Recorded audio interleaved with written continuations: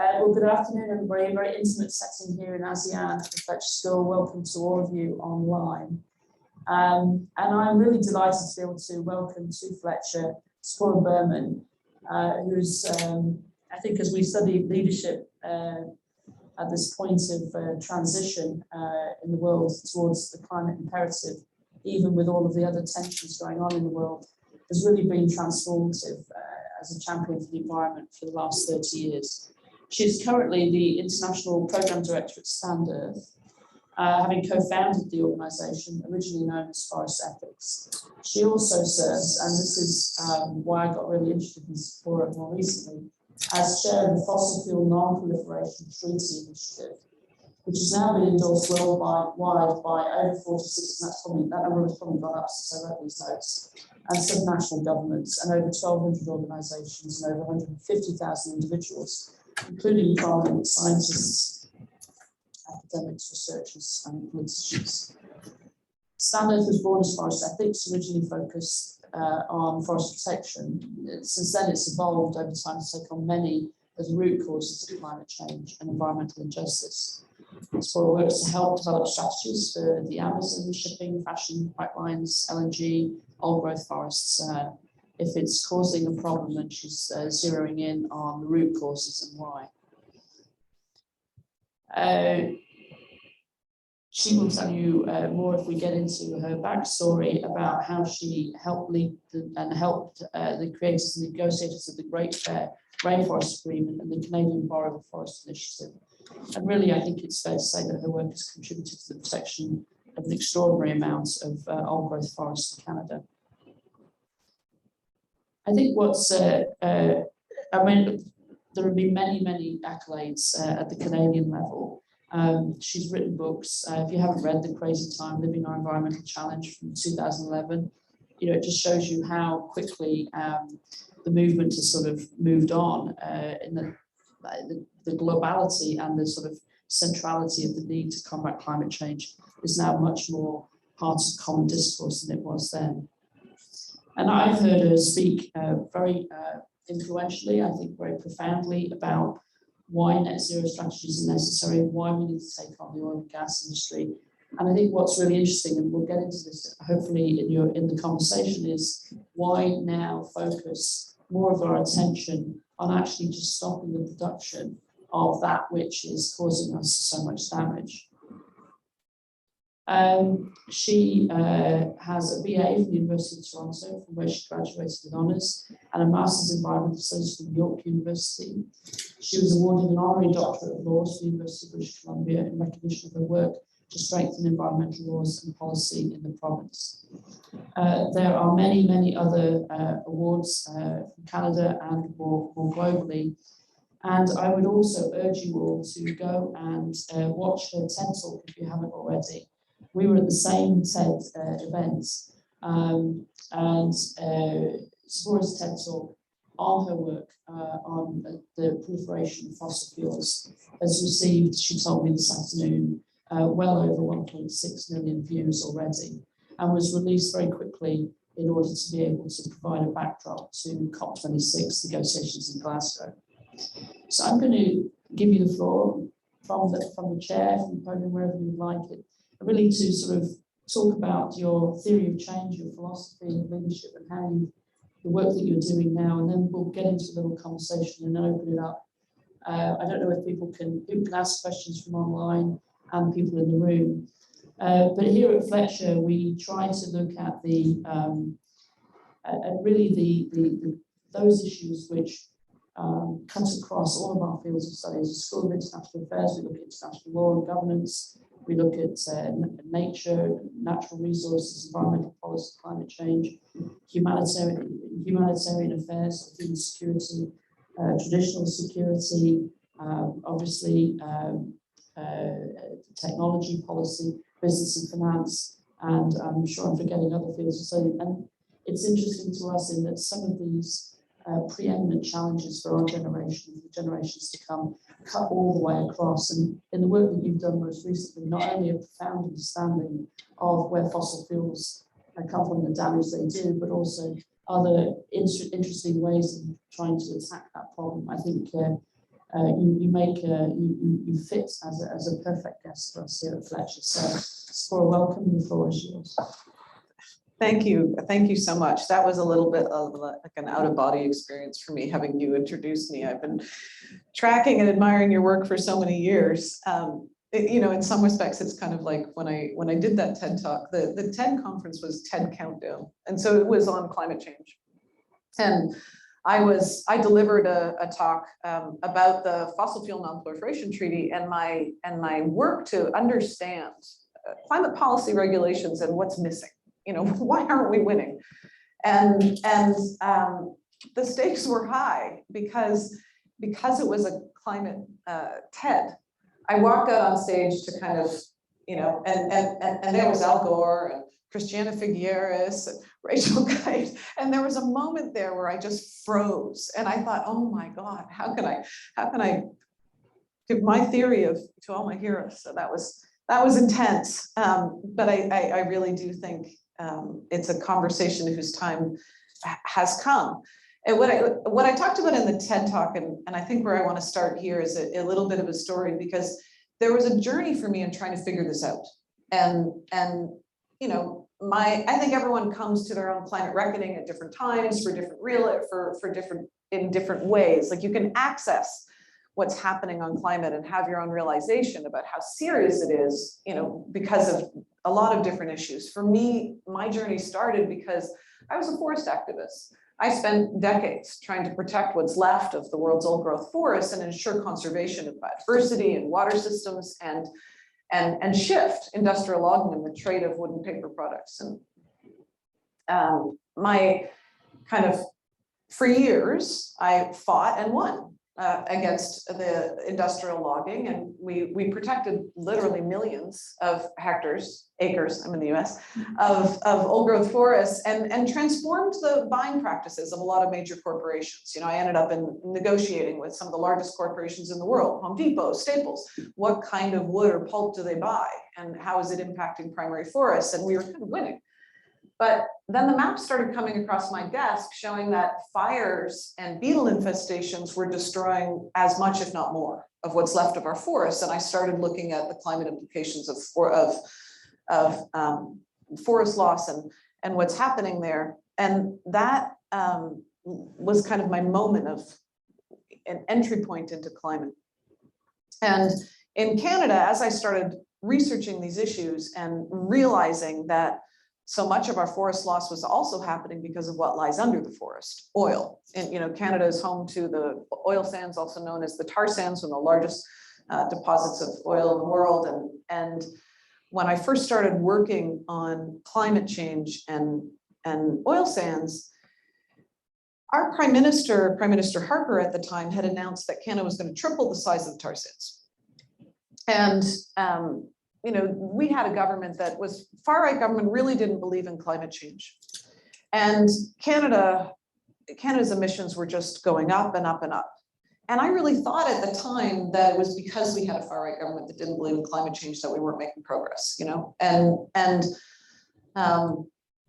fast forward years later, Prime Minister Trudeau is elected, and many of you who work on climate will remember, the Paris agreement. Prime Minister Trudeau stood on the stage with his hand on his heart, and he said, "Canada's back."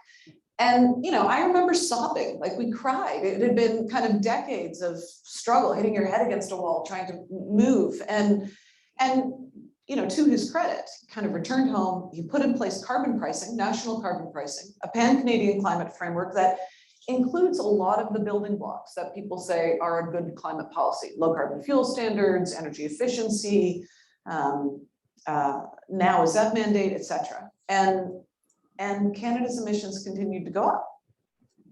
And we didn't really have, we have the worst track record in Canada of any G7 country, right?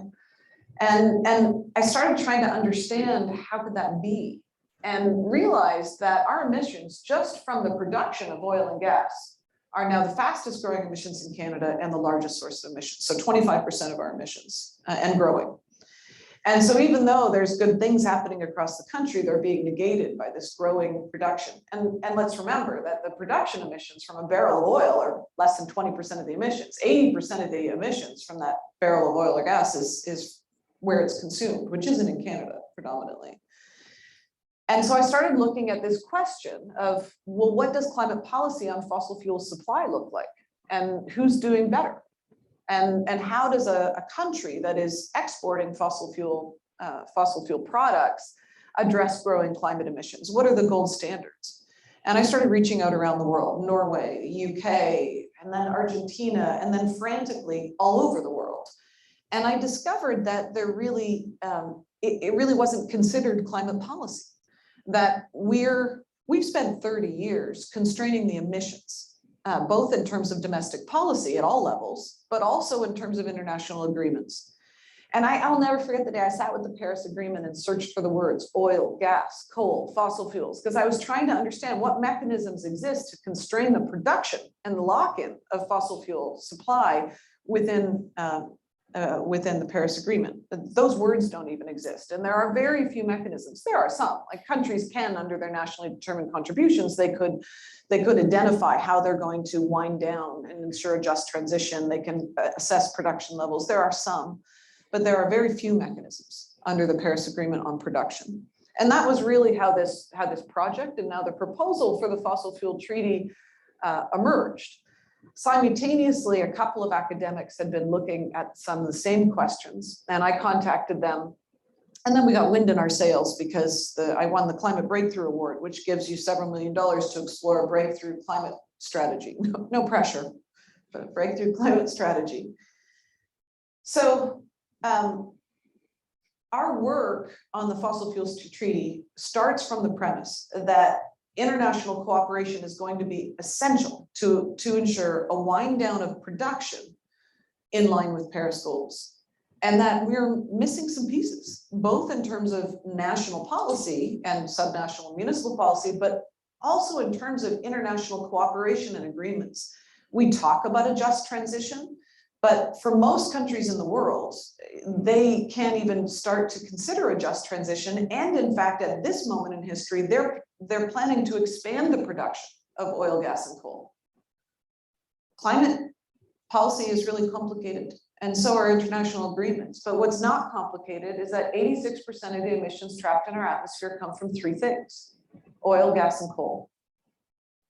And we don't regulate those products in line with our climate goals.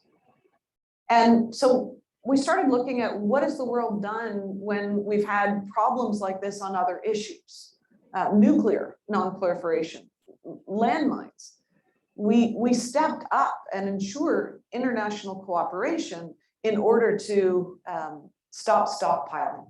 And that's where the reference to non-proliferation, which I think is really apt, comes from. You know, for years, the World Economic Forum identified the proliferation of nuclear weapons as the greatest and most likely threat to humanity. Today, in those same World Economic Forum reports, the greatest and most likely threat to humanity is failure to mitigate climate change, its biodiversity loss, and extreme weather, coming from three products predominantly: oil, gas, and coal.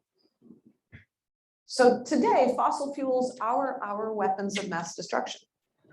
And we are currently on track to produce 120% more oil, gas, and coal than the world can ever burn if we want to stay below 1.5 degrees. In fact, if you just add up how much oil, gas, and coal is currently under production or under construction, the carbon embedded in that oil, gas, and coal would take us beyond 2 degrees already.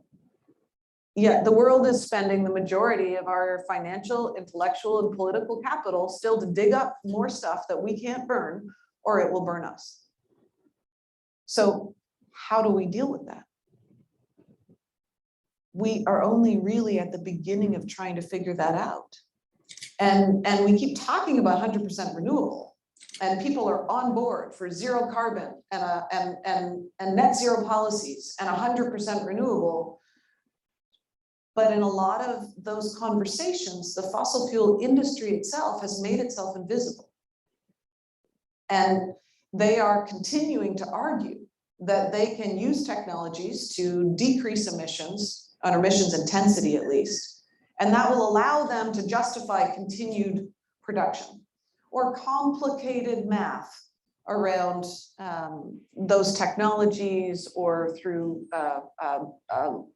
protecting forests to ensure carbon storage within existing forest ecosystems, or BECCS, like planting more crops and then storing carbon that way, in order to justify continued expansion. But what we know from the recent IEA reports, IPCC reports, is that we need absolute emissions and production decline now.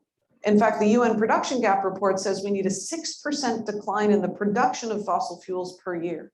Yet right now we're just planning on producing more than double than we can ever use. And that's where the fossil fuel treaty comes in. We need a bold new idea to complement the Paris Agreement. We need countries to collaborate, because if not, we're leaving how much we produce and who produces it up to the marketplace.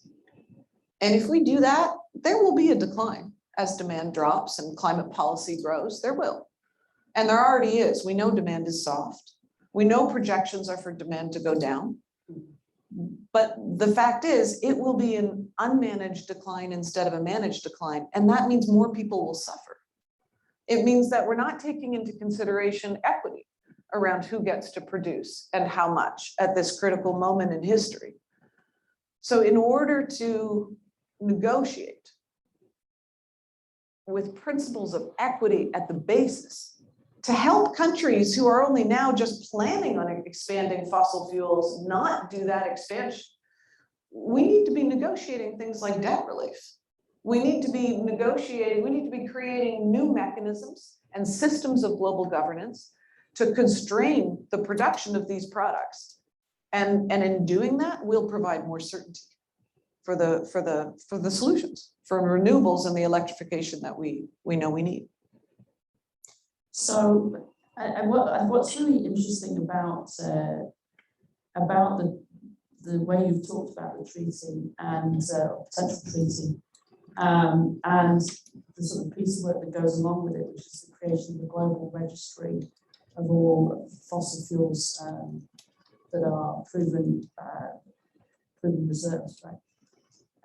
Is this sort of very simple truth, right, which is, we actually need to focus on the production of that which causes harm, whereas all of the climate negotiations or treaties are around reducing the emissions from the thing that causes harm, but the thing that causes harm is not being the focus of climate negotiations. And you talked about the IEA, which is the International Energy Agency, which is the domain of energy ministers, and therefore the people who hang out with energy ministers, therefore the energy industry, up until just last year, right? So that was the first time the IEA came out and said, actually, we have to go cold turkey.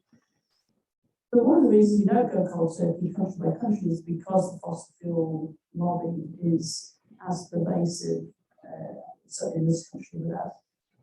But there's also this big, you talk about justice, there is this whole concept of climate justice where we've caused the problem in the developed world, the global north, and it is still the countries that need to expand and grow that certainly where the lobby has moved, like the gas lobby has moved to Africa, it's sort of vacated Europe oil, it's come back in the last 3 weeks. How do you talk about this kind of approach in low-income countries and countries who are still trying to meet their energy needs? Is this sort of approach resonant?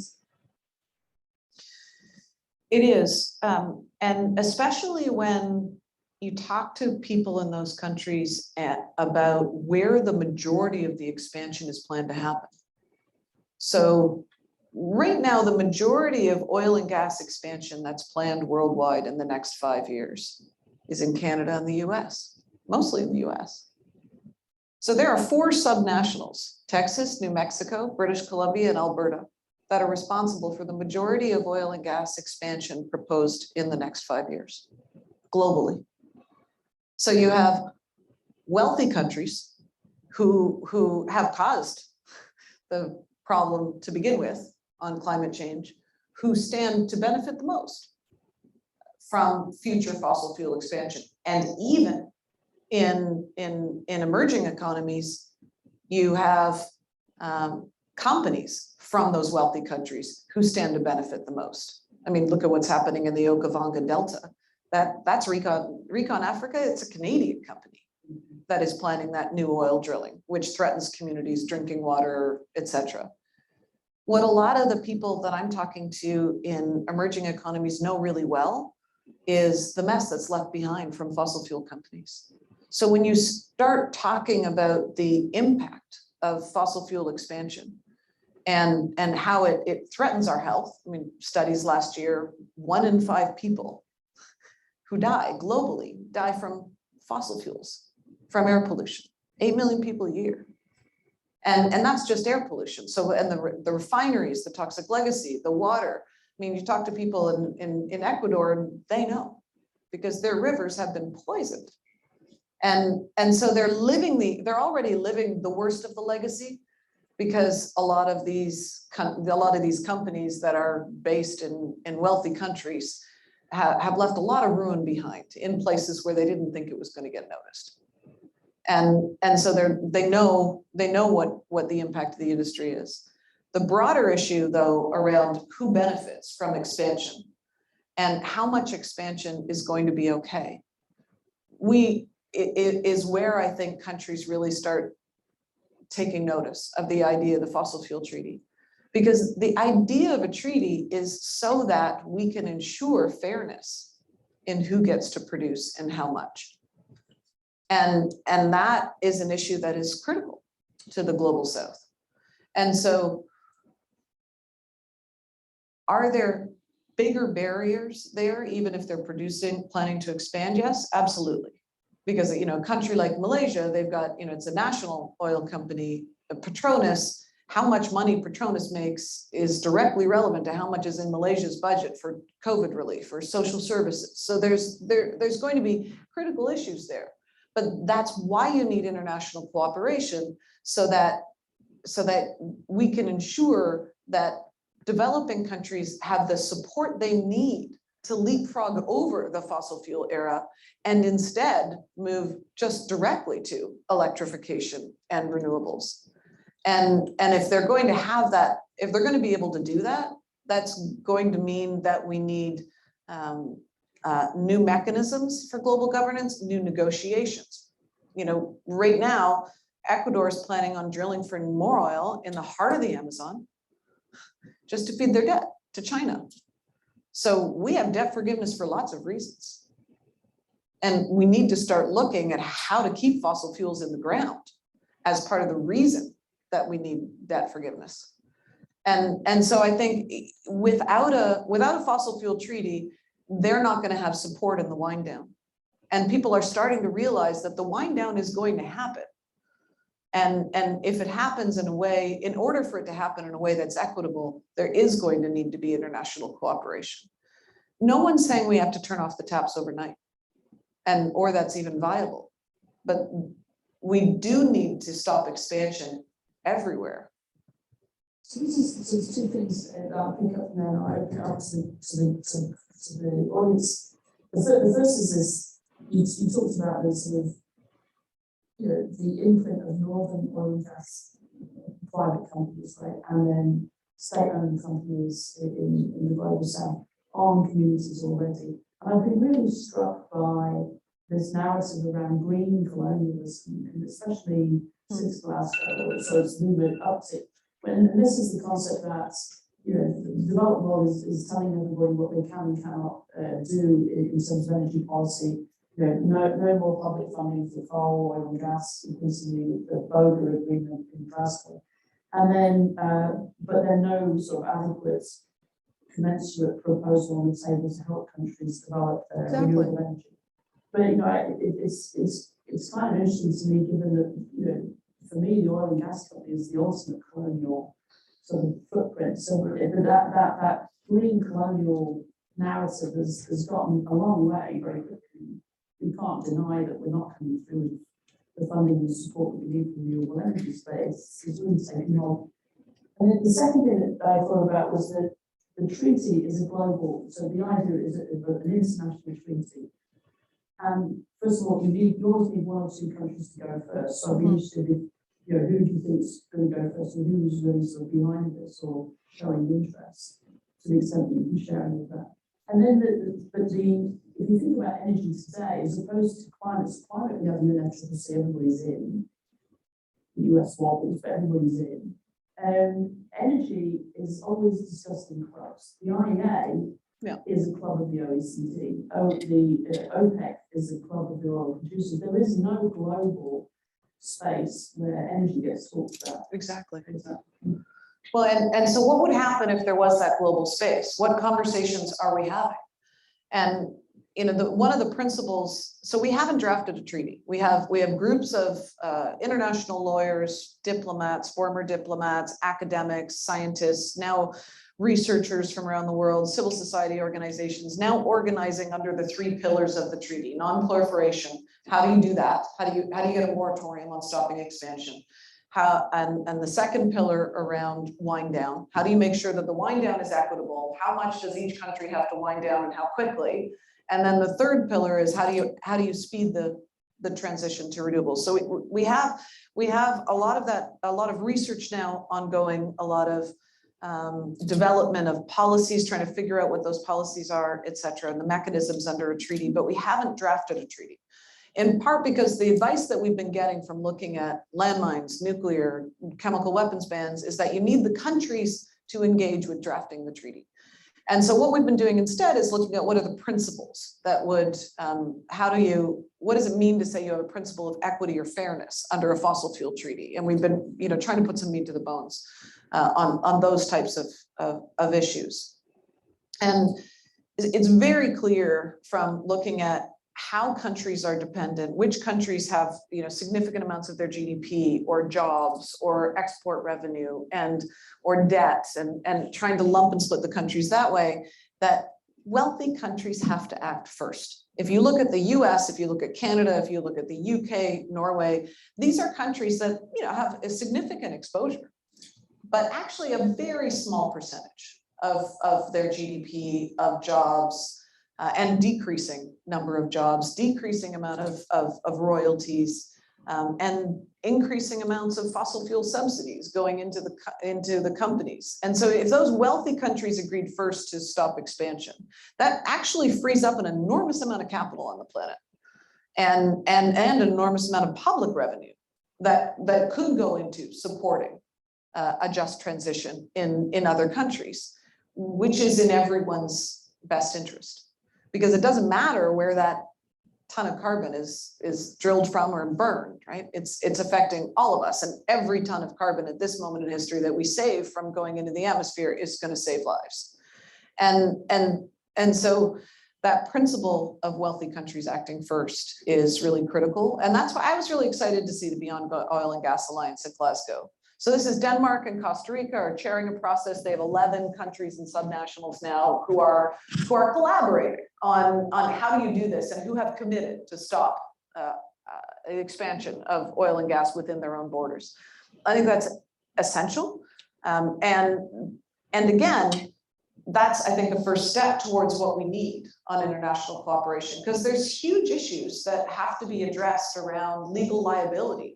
We've permitted way more than can ever be dug up on the planet. We've licensed way more. So how do you deal with legal liability, international trade agreements, ISDS? Those issues have to be pulled apart and assessed. And so going into Stockholm Plus 50, the Fossil Fuel Non-Proliferation Treaty Initiative is proposing that there be a focus at the Stockholm Plus 50 conference in June on fossil fuels. And we're encouraging countries to consider something like a World Commission on Fossil Fuels, roughly modeled on the World Commission on Dams, that starts to create a multi-stakeholder process that pulls apart some of these fossil fuel supply issues and identifies the mechanisms that need to be worked on and negotiated in order to overcome those barriers, especially for developing countries. So in terms of which countries are interested, we now have parliamentarians, individual elected officials, 180 of them from 33 countries who have endorsed the principles of a fossil fuel treaty and a global just transition. And they've actually organized themselves into their own initiative. Fossilfreefuture.org, Parliamentarians for a Fossil-Free Future, where it's led by parliamentarians from the Global South, who are going to other parliamentarians from around the world and saying leadership starts with individuals. And again, that's what we saw with other treaties like nuclear, cities coming on board, individual elected officials having the courage to come on board, and that will start a significant momentum. We're in discussions, really good discussions with a number of countries, predominantly in the Global South, who I think will step up and endorse the fossil fuel treaty within the next year, I hope, or two. But the fact is that a treaty can happen without the US, without Saudi Arabia, without some of the major suppliers. And in fact, if you look at the history of other treaties, you see that, landmines, that happened because of Canada and a couple of other countries holding the Ottawa Convention. Within a year, they had a negotiated framework of treaties. 150 countries have now signed on. Landmines are no longer being produced predominantly or used. The US still hasn't signed on. But the journey matters. Just by proposing a fossil fuel non-proliferation treaty and a global registry of fossil fuels, because let's remember, right now we have no registry. There's no way that anyone can just look online, for example, and see who's producing what and how much. Even though we know what the global carbon budget is, we know how limited it is, but really only the industry has that data. You can dig country by country, but it's really hard to find. And so Carbon Tracker and Global Energy Monitor this year will produce the first ever global registry of fossil fuel production, where you can go online, you can see barrels, you can also see CO2 equivalent of every country around the world, how much they're currently producing and how much they're planning on expanding, what CapEx is in, et cetera. That kind of accountability and transparency is essential for us in order to kind of start addressing these questions and grasp these questions. So I think the other issue that's really critical is cities and subnationals. And that is also with other treaties been really, really important. We now have, I think, 40 cities that have passed motions endorsing the fossil fuel treaty at city councils, many of them unanimously, which was actually surprising even to us. And it's going really fast. I mean, the treaty initiative is only public for a year and a half now. And yesterday, Edinburgh announced.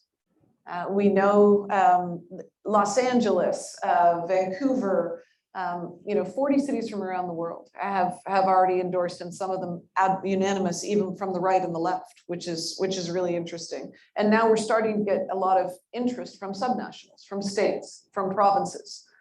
California, of course, and Quebec both joined the Beyond Oil and Gas Alliance, and they both made commitments to no new oil and gas drilling and a ramp down. I mean, there's concerns and they're not necessarily strong enough, but there's a lot of movement there, and that movement will start to increase the leadership and pressure and conversation. And that's what we have to do, because we have to stop the lock-in of these new projects, especially now during the war in Europe, where you're hearing, the fossil fuel industry, the first missiles hadn't even landed before they were in there arguing to expand oil and gas as a response to the war. Well, oil and gas is how we got into this war. Oil and gas is what fuels Russia's economy, and it makes us more vulnerable. The fossil fuel system is vulnerable to control in the hands of the few, and it's vulnerable because the infrastructure, it has choke points, and unlike renewable energy, which is more distributed, which is more decentralized, which is actually stronger in the face of both extreme weather and extreme politics. All right, I'm opening up to questions. You can let me know if there's any questions online. We have a couple of. Okay, why don't you go ahead? Yeah. So the first one is from Anonymous attendee. I think you need a microphone. Oh, yeah. Sorry. No, it's okay. That's fine. Thank you so Oh, much. thank you. Remember? Yes. And here, so the first one is from Anonymous, and they are asking, how does the fossil fuel non-proliferation treaty plan to incorporate the needs of actors beyond national governments? And the second one, would you like to hear the second one right away? Sure. Okay. That's from Tatiana Androsov, asking, doesn't part of the solution lie with individual behavior? And then there is an example. I live in Dallas, Texas, where the average annual mileage per car is 12,000 miles.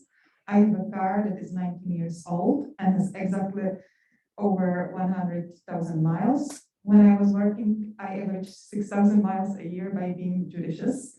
Now that I'm retired, I average less than 3,000 miles a year. That's how the comment finishes. So I think it's about the behavior, individual behavior. Great. So I'll take the first question. The question around how will it incorporate the needs of other levels of government, so cities, and what mechanisms will exist under the fossil fuel treaty is something that we're only just starting to work on. So legal experts from around the world are starting to look at what are the mechanisms that could be used for negotiation to constrain fossil fuel expansion. So one of the interesting things, based on the work of an academic named Fergus Green, that is starting to be looked at, is fossil fuel free zones.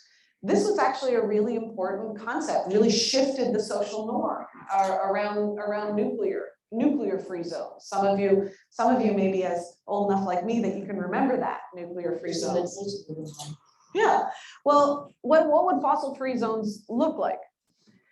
What's interesting is that right now, if you overlay the world's biodiversity hotspots, the areas that are critical to protect, especially given that we're living a time of ecological collapse, water scarcity, biodiversity, and ecological collapse. If you overlay biodiversity and water hydrology, critical drinking water systems, et cetera, with new fossil fuel infrastructure, if you overlay fossil fuel infrastructure of refining capacity with marginalized communities, with communities of color, what you find out is that we're drilling for and digging up fossil fuels in some of the most critical places in the world that are critical to protect for all of our stability.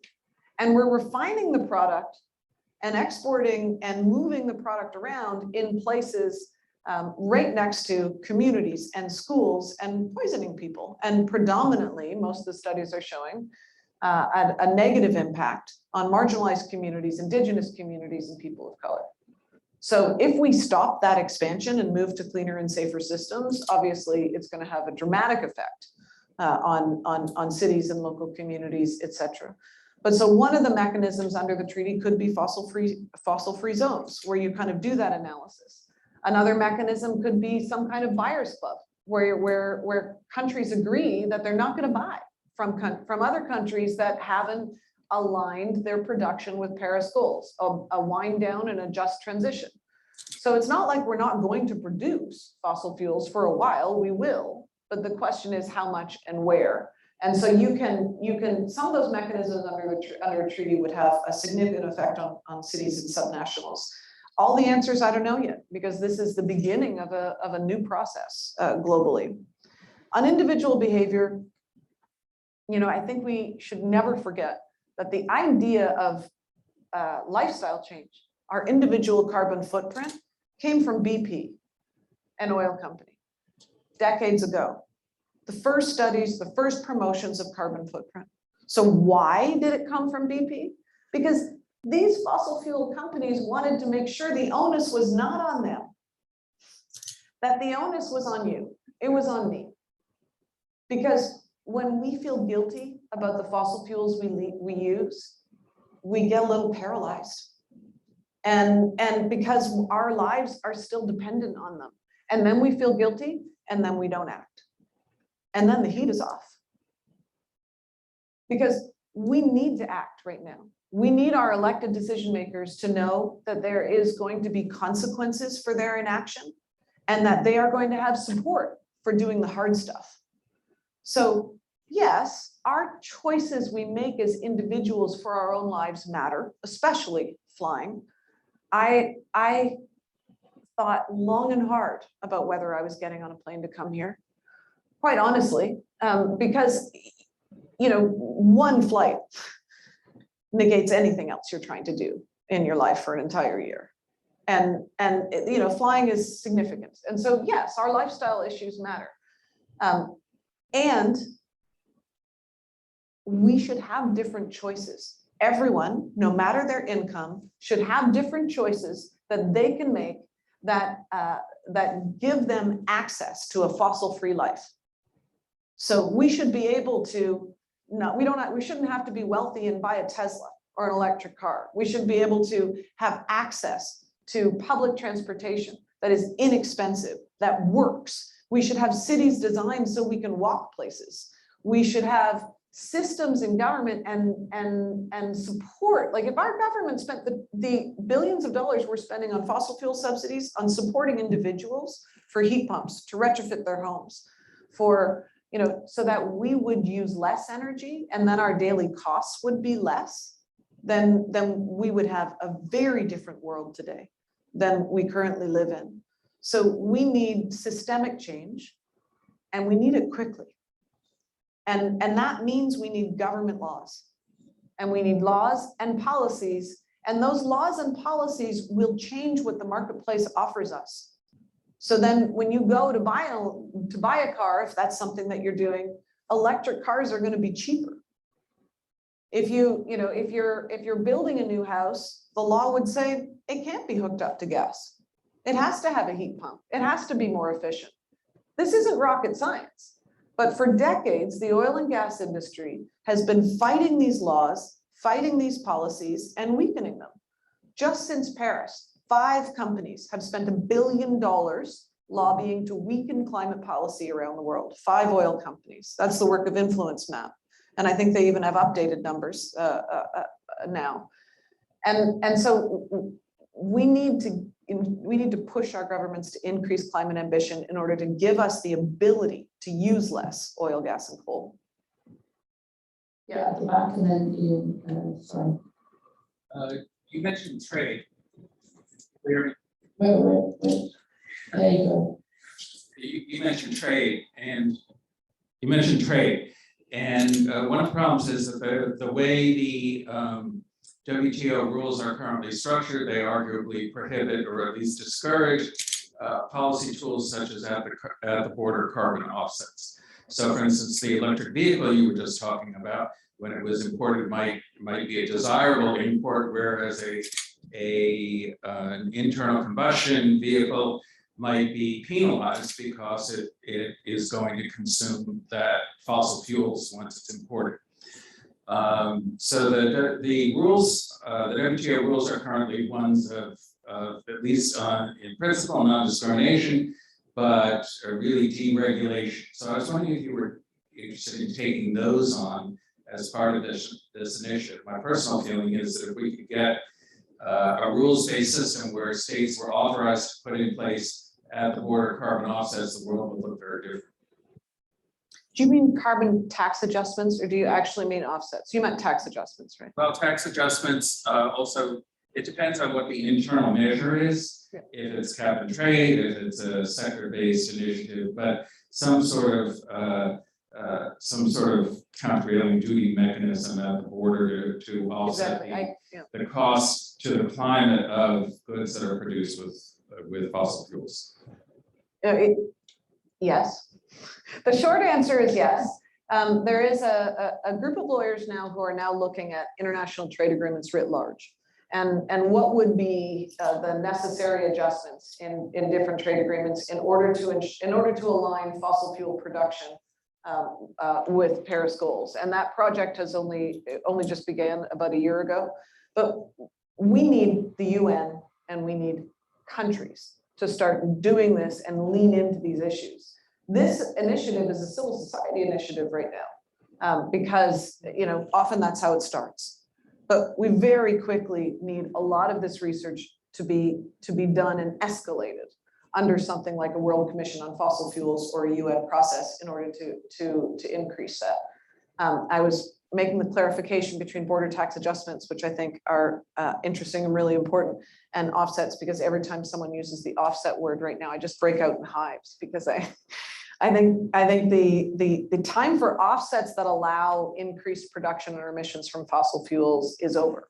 If you look at the science, we don't have any more space left for either production or emissions increases. We need absolute emissions and production decline. We need steep declines in both now.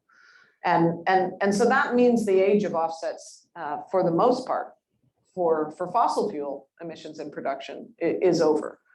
And I think it also means that a lot of the bad math that we're seeing under the net zero calculations, which would allow emissions or productions to increase as long as there are projections around carbon storage or either through technologies or nature-based storage, don't work.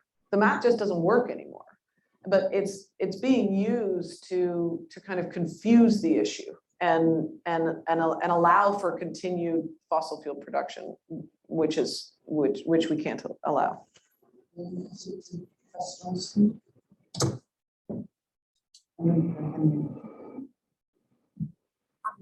Sorry. I'm really interested in the analogies to the weapons of mass destruction and the other treaties. And I'm just thinking through all of the bits and pieces you could use to put together a treaty here. It strikes me that for reasons you've already suggested, that in some ways, given the threat, the landmines convention is the best analogy because, first of all, it's an absolute ban, which presumably is the goal for fossil fuels. That's not the case for the nuclear non-proliferation treaty. Second, it started, as you said, without the great powers involved and gained momentum. For the weapons of mass destruction treaties, they all sort of had to start with the great powers involved. And third, the WMD treaties all have the dual use issue, dual uses of nuclear, dual uses of chemical, dual uses of biological. Whereas this wouldn't. The idea is that you have some uses for fossil fuel that you want to preserve and others you don't want to preserve. So I'm just wondering whether that analogy to the landmines treaty is the best. On the other hand, another important thing you said is that this would also include the third pillar you talked about was, I guess, facilitating transition to renewables. That's right. And there, the WMD treaties are useful because they all have written into them. There's sort of this bargain that on the one hand, you don't acquire weapons, but you cooperate, you get assistance in the peaceful uses. It wouldn't be peaceful uses of fossil fuels, of course, but peaceful types of energy. So I thought that aspect of a proposed treaty would be really interesting, and there's some analogies there. So I guess I really don't have a question other than, is there a way, I'm assuming that you are thinking about pulling together these various bits and pieces as opposed to modeling this on one particular treaty? I have a question for you. Will you help us? I think you're entirely right. We've already commissioned some short papers looking at lessons learned, both in terms of the process to get to the treaty and the mechanisms within a treaty for chemical weapons, landmine, nuclear non-proliferation, and TPNW. And so we have those to start to look through. And honestly, we are cherry picking from a number of different models. There's no one size fits all for the entire fossil fuel system globally. But I think you're right. I think you've identified a number of the critical pieces that we can move. I think what is really fascinating to me is the interplay between the campaigns to get the treaties and the change that needed to happen. And in every single circumstance, the journey mattered. And that's what we're already seeing with the fossil fuel non-proliferation treaty. Just by proposing a treaty, it's creating new social norms. And it's why we explicitly are using the language of non-proliferation, not because that treaty is necessarily the right size fits all for fossil fuels, but because we need to stop thinking about expanding fossil fuels as progress, because it's not. It's created an existential threat, in fact, and it's harming all of us. And so we actually need to shift the social norm around fossil fuels. We need to recognize that actually it's costing people more lives, more pollution and poisoning our water systems, and that's not progress. And the conversation that is starting to happen around constraining oil, gas, and coal, and how actually that can escalate cleaner and safer energy systems around the world, and in fact can be built out quicker and is now cheaper in most countries around the world. Renewables are cheaper now in most countries around the world. And it's a lot quicker to build a renewable infrastructure, an electrification infrastructure, or install heat pumps in every home than it is to build a massive new liquefied natural gas facility or a coal plant or oil drilling. And so that shift in social norms has, in every one of those treaties that you mentioned, has been absolutely critical. And it's why I'm really excited that the campaign seems to be really taking off around the world. It is, now there's over 1,000 civil society organizations from around the world, 1,300. Everyone from Healthcare Without Harm to COICA, the Federation of Amazonian Nations, all 9 countries of Amazonian indigenous nations have joined the treaty. Groups as big as Amnesty International and then small local groups, and they're all just starting to look at what will their campaigns look like. The groups in India ran a campaign with healthcare professionals this summer on the fossil fuel treaty. 100,000 doctors and nurses signed on to endorse the fossil fuel treaty in India alone in a couple of months. And so as this starts to bubble up and the social norm starts to shift, people ask the right questions. Well, can we stop expanding fossil fuels? How much does it cost to build different systems? And also it gives us an ask, a big ask for all governments around the world, which will fuel the public campaigns. Youth groups from a number of countries have now just joined on. And this, the end of March, the global strike for Fridays for the Future will include a demand for the fossil fuel treaty. Oh, wow. Great, thank you, Henry. Yes, my name is Henry. Thank you. My name is Henry Liu. I am a PhD student in economics and public policy. Thanks very much for your speech. It was enlightening and very interesting. So I think you probably answered my question that so you said that you have made a lot of progress in global south or at subnational level or even national level. So my question is, like, how do you convince those countries or cities in global south to ratify your treaty? I would assume that it is easier for cities like Vancouver, Auckland, even Boston to ratify your treaty, but it would be a little bit, for me, I think it would be challenging for cities in the global south to ratify that, because the energy consumption, the energy cost for them in terms of their consumption cost, is the ratio is much higher compared to the ratio in the to the people like living in the US or some other developed countries. Yeah, there is no question that there are greater demands and pressures on developing countries because so many people live in energy poverty, and also because of the economic circumstance. But what has been surprising to me is actually how easy it has been. The cities that have signed on and passed motions at council, for example, from many countries around the world, they're calling us. We don't have a city's campaign yet. We have one person, she's amazing, Sebla Samuels, who runs our city's program. She lives in Ethiopia, but we won cities coordinator globally. And they're getting calls from groups around the world and from cities themselves saying, okay, we passed a motion, what do we do now? And so that is starting. This initiative that I talked about with parliamentarians, it was started by parliamentarians from Malaysia, Philippines, Bangladesh, Colombia, Indonesia, and Pakistan. I think from sitting and talking with many of them, my sense is, one, they do know the impacts of fossil fuels and they see it in their daily lives. And it's killing people.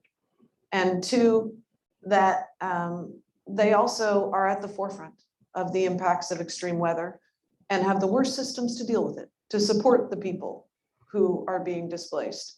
They're seeing more people, more people lose their homes now due to climate change than anything else. More people are moving around the world now due to climate change than anything else. And so, well, maybe that's not true at this war right now, but so they're seeing the impacts and they're feeling the urgency. And a lot of the people, the individual parliamentarians in the city and the cities we're talking about, they don't want to expand fossil fuels, and they don't want to be in a position to have to expand. And so the idea that there might be some new international coordination that could give developing countries support so there truly could be a global just transition is something that they want to believe in. Now, it's going to be harder for countries to say they won't expand, especially if there's not yet money on the table. And I think that that's why we haven't seen countries who are planning expansion sign up to the idea of a treaty. But I think we need wealthy countries to act first. I think we're going to see a lot of vulnerable nations who weren't planning fossil fuel expansion sign up to the treaty and endorse the principles. They'll probably be some of the thought leaders that will create the momentum. But look at the TPNW. Those were actually not countries who had nuclear capability who created that treaty. For landmines, that was true as well. And so it really is about creating a dialogue and a conversation and then getting those balls rolling downhill. Yes. Okay, so we have got one that asks maybe both of you. What about regulating oil and gas through the existing UNFCCC system? As that system is already in place, any treaty takes so long, too long. And the second question, how would a fossil fuel non-proliferation treaty play out with so many emissions occurring throughout transnational value chains? Focusing on emissions at a national has led to so much leakage in transnational corporations and value chain. Would the treaty be more effective at addressing this? Do you want to take the UNFCCC question? You've got more experience in that than I do, that's for sure. Yeah, I mean, I don't have a complete answer, but I think that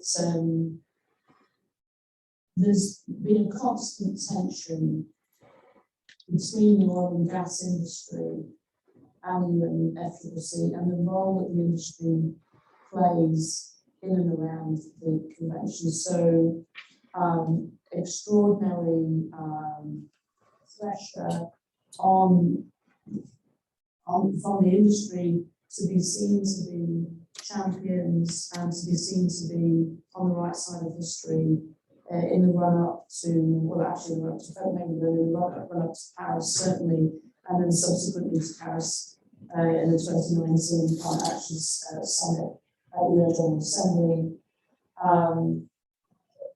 Obviously, 80% of the oil and gas business is national oil companies who find their way onto delegations, and then you've got in the West you've got this sort of very consolidated oil and gas industry, and the leadership group for the Oil and Gas Climate Initiative was about 10 firms, and then expanded to 13 when it accepted Exxon, Chevron, and Oxy just around 2018, around about then.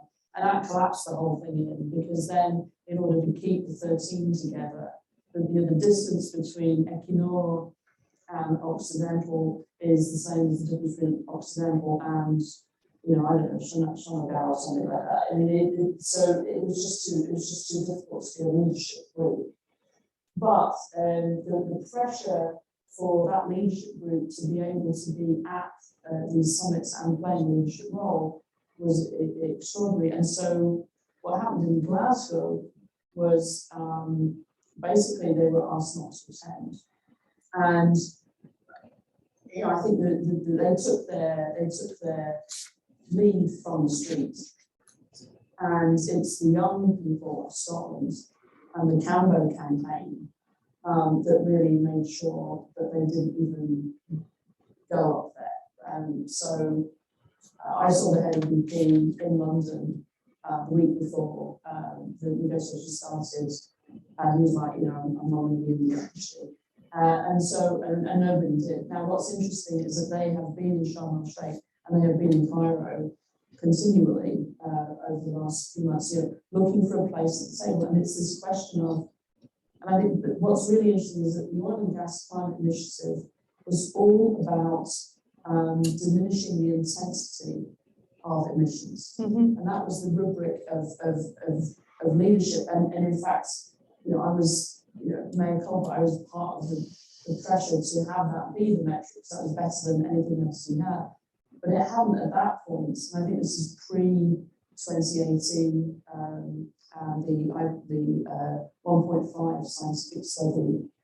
I think that changed everything, because then it was about, well, actually, it's not about the intensity of emissions, it's about actually absolute emissions. And of course, at that point, it was very difficult for oil and gas companies to sort of sign on to absolute emissions reduction, although you've now seen Equinor, BP, Shell, at least, and Repsol make some commitments around absolute reductions, and Total saying, on the one hand, yes, on the other hand, no. Right? So I'm sure you've seen the joke about Total in Russia today. Gerard Depots used to going on their board or something, I don't know, but they're still in. But I think so I think that the UNFCCC has struggled to know how to engage the industry. The industry has been pretty full on. And you saw for the first time in Glasgow the phrase oil and gas and coal actually get Fossil into fuels the discussion, right? And of course the big furor around that phrase around coal on the last night, when we were either phasing out or phasing down, and then in the end phasing down. So I think it's very difficult for UNFCCC. It's very difficult for any intergovernmental negotiations to really know what to do with that kind of pressure. If you look at the WHO last point, they had to keep tobacco companies like outside of the building, right? And that's actually perfectly appropriate if you're the WHO on the one hand. On the other hand, it's really stymied the way that WHO thinks about engagement in the private sector. It did have a sort of chilling effect on the thinking around how do you engage. And you can make the case that there has to be some kind of engagement, but that can't be an engagement which actually jeopardizes the principle of non-proliferation chapter. So I think these are complicated areas to be in.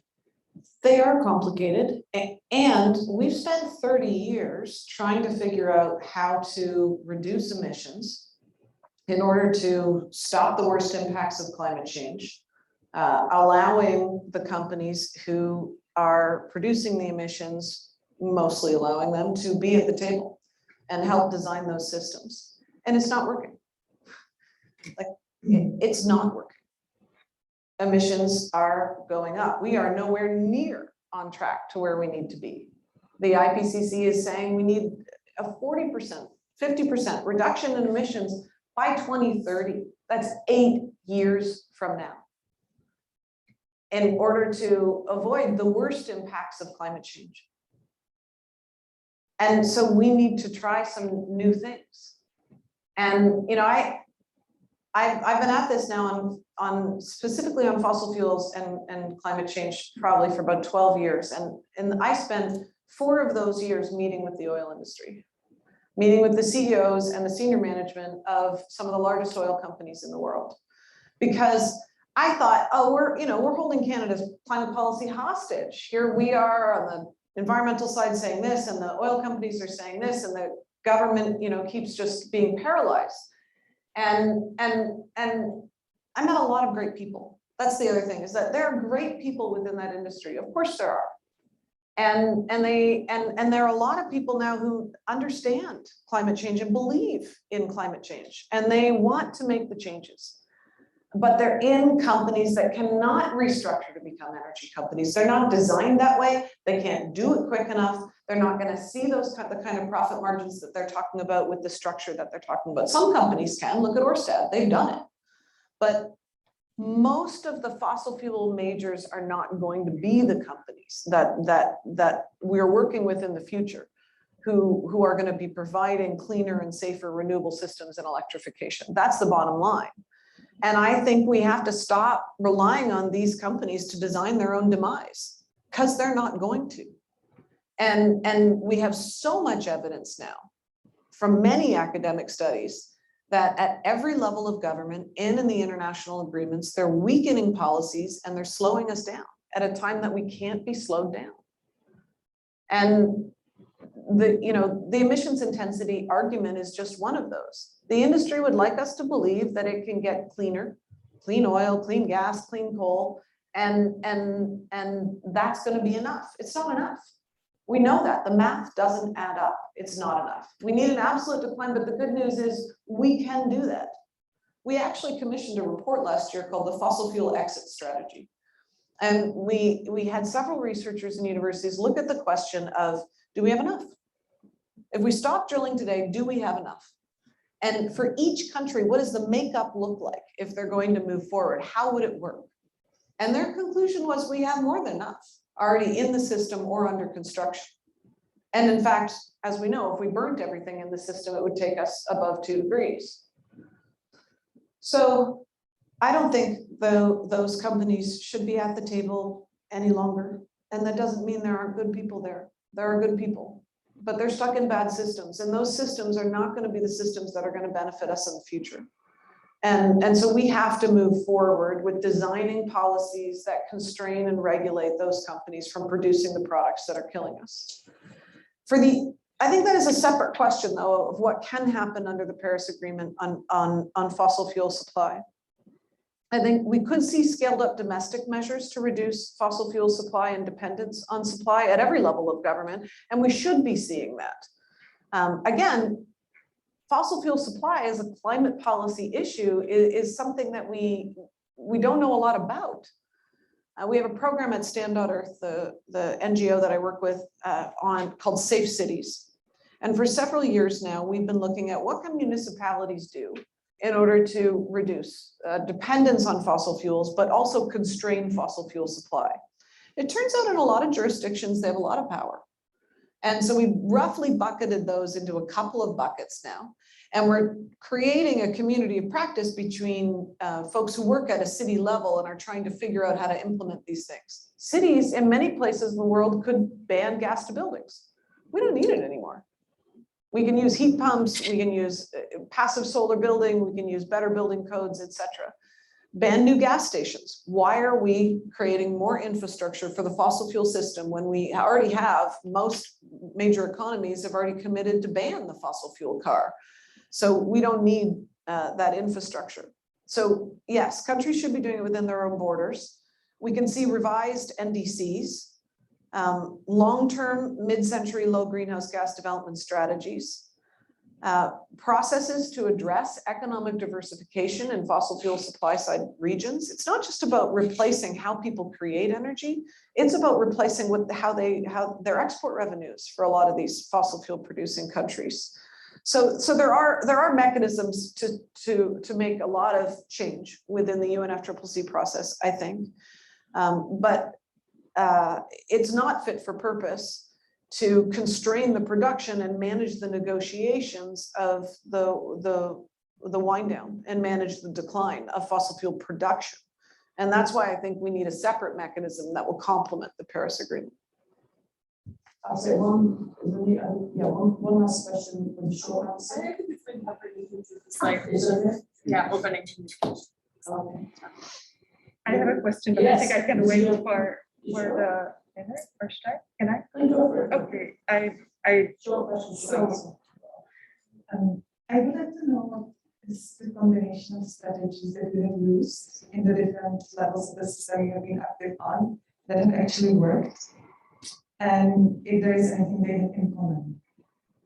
Strategies to ensure greater ambition in policies or strategies in terms of policies themselves? Sorry, I'm not sure I understand your I think I question. would say a strategy that where you would see that there was a progress in what you were trying to reach, be it in the non-proliferation fossil fuel treaty or in any of your career. Yeah.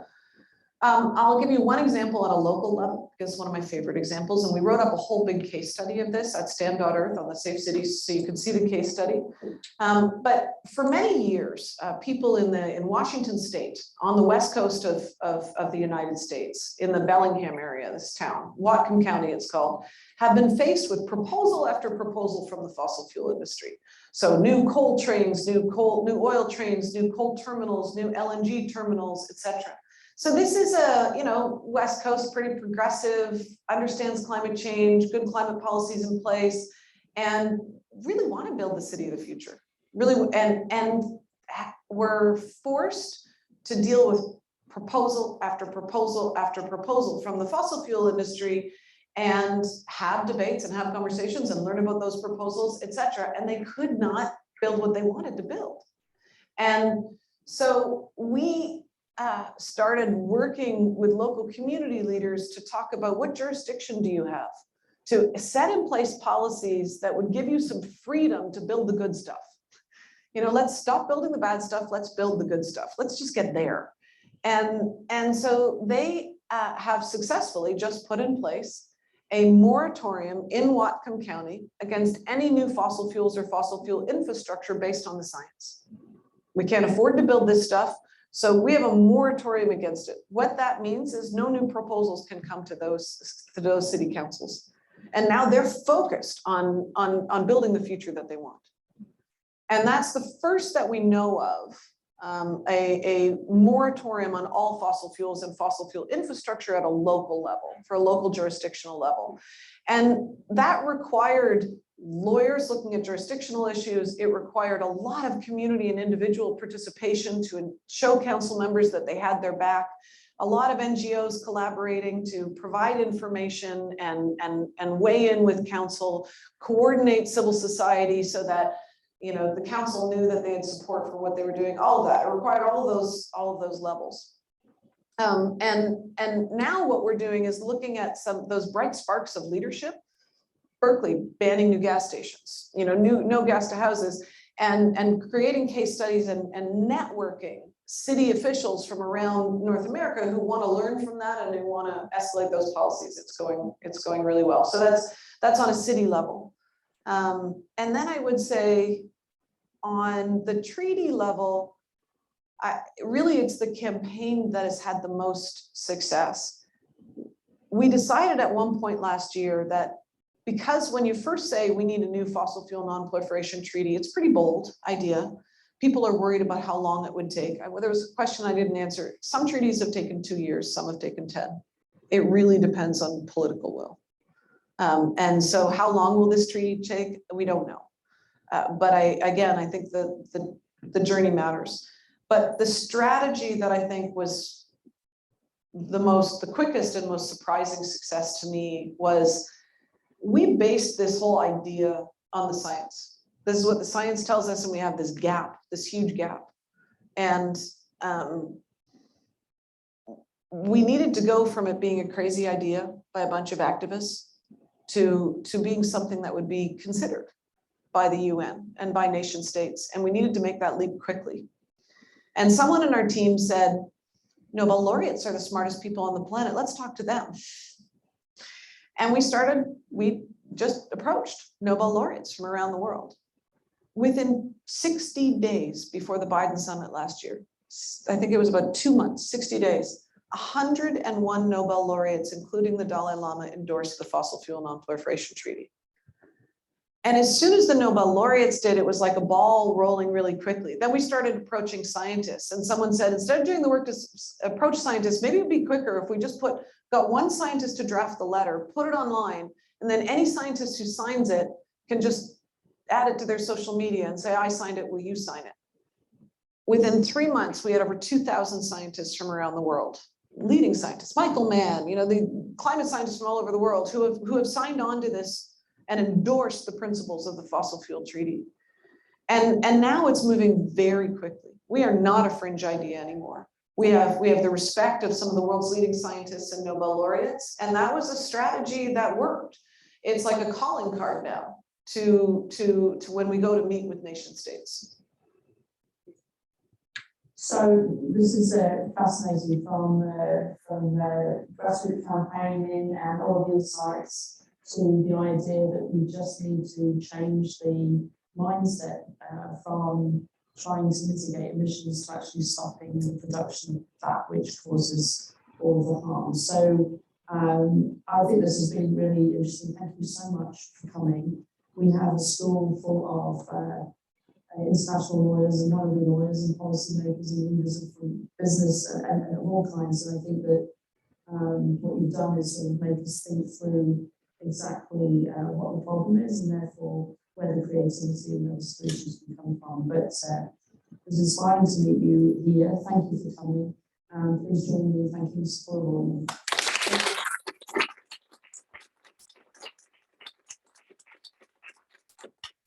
For those of you online here at Fletcher, we have a kind of policy lab, we have a concentration and field of study that looks at all of this and all of its glory. We have absolutely stunning PhDs, many of whom are in the room, and postdocs and a fantastic faculty. And so for those of you who are thinking about coming to graduate school and want to challenge this kind of existential issue, this is a great place to come. For those of you who are alumni, thank you very much for joining us today, and watch this space in the news. Thank you.